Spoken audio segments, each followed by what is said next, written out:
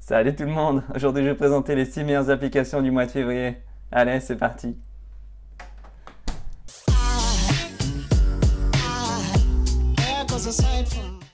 Bon, la première application dont je vais vous parler n'est pas vraiment nouvelle puisqu'il s'agit de Google Maps. Par contre, le mois dernier, ils ont ajouté une fonctionnalité qui est vraiment bien pratique.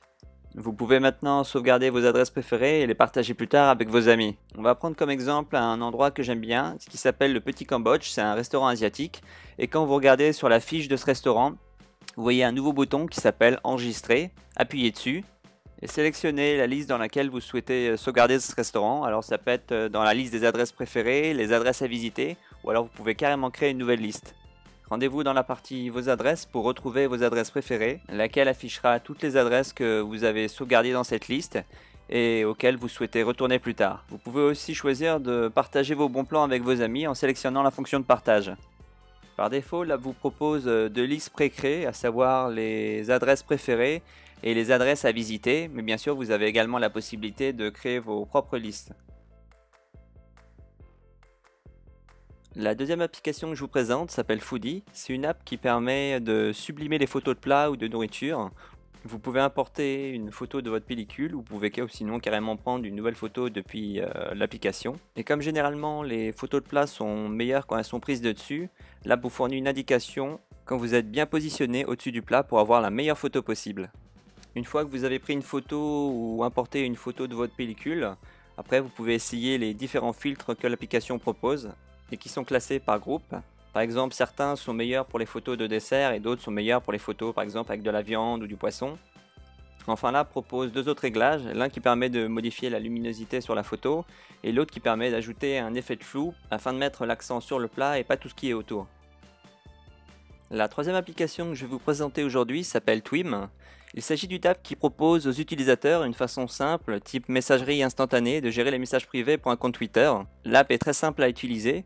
Vous pouvez rechercher un utilisateur par son nom ou son nom d'utilisateur et vous pouvez discuter avec lui même s'il n'a pas installé l'application.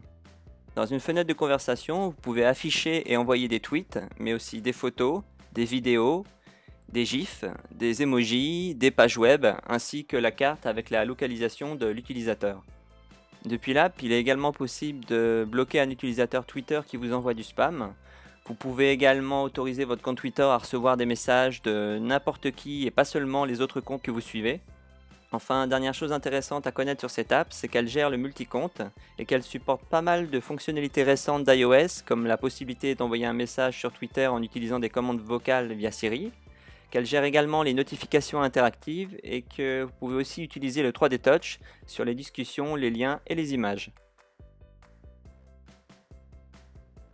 Une fois n'est pas coutume, pour la quatrième application, je vais vous présenter un très joli jeu à la Où est Charlie, dans lequel vous devez chercher des personnages cachés dans des paysages miniatures qui ont été dessinés à la main.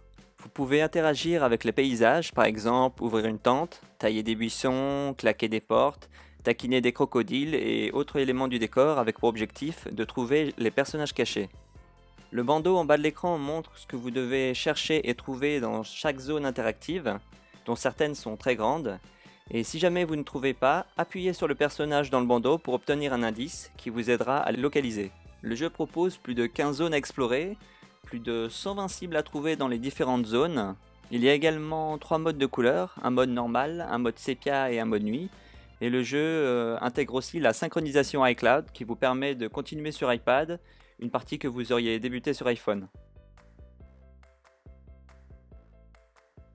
La cinquième application est une application de rencontre qui propose un nouveau concept assez marrant et original, à savoir qu'elle vous propose de rencontrer des personnes qui détestent les mêmes choses que vous. L'app propose de nombreux sujets très différents les uns des autres, et pour chaque sujet vous avez le choix entre 4 réponses possibles.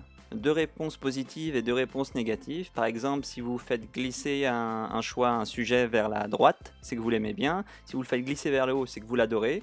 Si vous le faites glisser vers la gauche, c'est que vous l'aimez pas. Et si vous le faites glisser vers le bas, c'est que vous le détestez. Vous avez également la possibilité de sauter un sujet sans répondre ou même de revenir en arrière si vous voulez modifier votre réponse. Une fois que vous avez validé plusieurs sujets, L'app vous propose des profils de personnes qui détestent les mêmes choses que vous avec un pourcentage pour indiquer à quel point vous avez donné des réponses identiques. Pour valider le profil d'une personne, bon, c'est comme sur Tinder, vous vous faites glisser vers la gauche pour non et faites glisser vers la droite pour dire oui. A noter que pour l'instant, il faut nécessairement un compte Facebook pour pouvoir utiliser cette app puisqu'elle importe les photos de votre profil Facebook. Enfin, si deux personnes se kiffent mutuellement, elles pourront se parler via la partie messagerie de l'application. Enfin, sixième et dernière application que je vais vous présenter, elle s'appelle OOO ou OO. Elle va faciliter l'utilisation du zoom quand vous filmez des vidéos. L'app est très simple à utiliser, il suffit de maintenir le doigt appuyé sur l'écran pour filmer et de retirer le doigt pour arrêter l'enregistrement. Elle propose deux façons de contrôler le zoom, une qui utilise le 3D Touch en appuyant plus ou moins fort sur l'écran pour augmenter ou diminuer la puissance du zoom. Et pour les iPhones sans 3D Touch, vous pouvez contrôler le zoom en faisant juste glisser le doigt latéralement.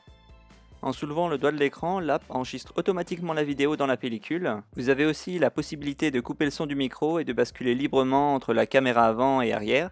Enfin, dernier point à savoir sur cette app, elle ajoute une musique de fond pendant le tournage d'une vidéo, toutefois il est possible de la désactiver dans les réglages de l'app. Voilà, c'est terminé, j'espère que vous avez aimé ce nouveau format. Si c'est le cas, n'hésitez pas à me lâcher un gros pouce bleu et abonnez-vous pour ne manquer aucune de mes prochaines vidéos. Allez, ciao!